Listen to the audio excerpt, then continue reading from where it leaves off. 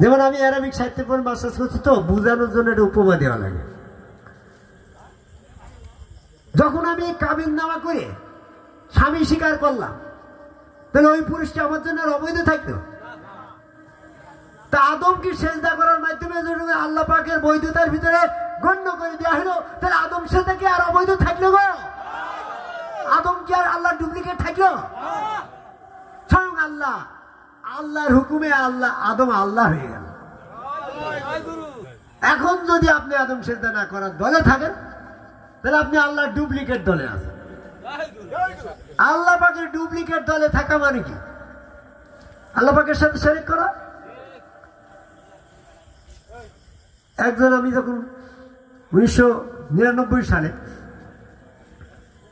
আমি কবি নজরুল সরকারি কলেজের অ্যারাবিকে মাস্টার্স পরীক্ষা দিয়ে আসলাম, গুলিস্তানে বাসের ভিতরে বসছি মতোই আমার ভাবভঙ্গি দেখে বলছে যে মানারফা নাফসু ফাঁকাদার পর আব্বুহু, যে আপন সত্তাকে চেনে সে তার রবকে চেনে।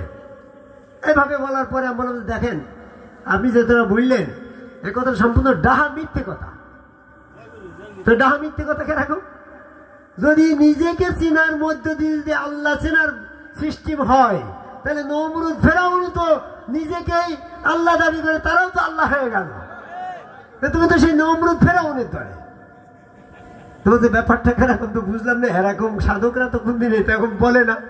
সবার কাছে শুনলাম সক্রেটিস বললো নদাই স্যার, লালন বললো নিজেকে যেন, হযরত আলী বললো মানারফা নাফসু ফাঁকাদার পর আব্বু। আপনি কি লালনের বিরুদ্ধে? আপনি কি সক্রেটিসের বিরুদ্ধে?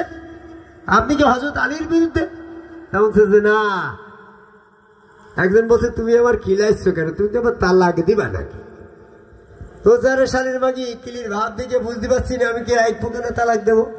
কিলির ভাব দিকে বুঝে নিতে হবে কথাটা কোথায় বলা হচ্ছে। আপনি যা ইচ্ছা তাই করছেন। আলমডাঙ্গায় যাবো, আমি আর যাবো না। আপনাকে কেউ বাধ্য করবে? আমি ভাত খেতাম আর খাবো না। আমি যা ইচ্ছা তাই করতে পারছি। ইচ্ছা শক্তি স্বাধীনতা আমার, আল্লাহ পাকের ইচ্ছা শক্তি স্বাধীনতা আল্লাহর, আমার ইচ্ছা শক্তি স্বাধীনতা আল্লাহর। তাহলে আমার সাথে আল্লাহর পার্থক্য কই? আল্লাহ পাকের 2 হাত 2 পা 2 কান 2 চোখ যা যা আছে আমারও তো তাই তাই আছে। আল্লাহ পাকের শক্তি আছে, আমারও তো শক্তি আছে। আল্লাহ তোমার নাকে ঢুকে ঘুষি মারতে, আমি তো পারি। তাহলে আল্লাহর সাথে আমার পার্থক্য কই? এই জন্য চিনতে বলা হলো যে তুমি যখন চিনে নেওয়া, তখন তুমি সঙ্গে আর একটা আল্লাহর ডুপ্লিকেট। এই মুহূর্তে তোমার কি করণীয় উচিত, কি করা উচিত? আবার উপমায় শিখাল। আমার তখন লম্বা জুব্বা ছিল গো, এখন শর্ট আছে। তোমার তোমরা প্যারাসিটামল খাবে, জ্বর তাড়াবা, জ্বর কিন্তু এখন নেমেতে দেখো। আমি লম্বা জুব্বা পরে আছি, আমি বললাম যে দেখো আমি পাশে মাঝে মধ্যে ওই জঙ্গলের রাস্তা দিয়ে হাঁটছি, পোশাক ফেরার সময় বসে নেটা গাড়িয়ে বসে পোশাক করতে যায়, সাপ আমার পকেটে ঢুকে পড়েছে, আমি বুঝতে পারিনি। তখন আমি তো খেয়াল করিনি, বিষধর কুলিম সাপ আমার পকেটে নিয়ে আমি সারাদিন ঘুরে বেড়াচ্ছি। একজন বলছে তোমার ঝুল্লা পকেটের ভিতরে ভারী ভারী মনে হচ্ছে, কি দেখো দিন একটু।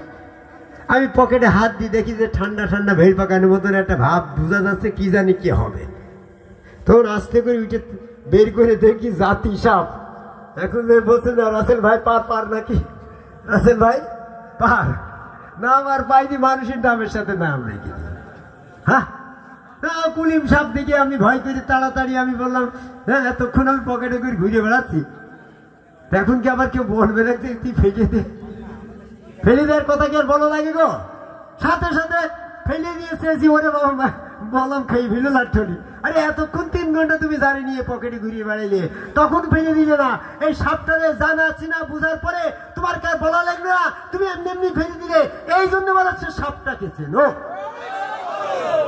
যখন তুমি আল্লাহ ডুপ্লিকেট চিনা হয়ে যাবে, তখন সাথে সাথে তুমি গুরুর কাছে আদম সেজদার মাধ্যমে স্যালেন্ডার করলেই তুমি আত্মসমর্পণকারী মোমেন হবে। যদি না চিনে ওই সাপ চিনা মতন, সাপ না চিনা পর্যন্ত তুমি পকেটে করে সারাদিন ঘুরে নিয়ে বেড়াচ্ছ, চিনার পরে ওটা ফেলে দেওয়ার কথা আর বলা লাগছে না।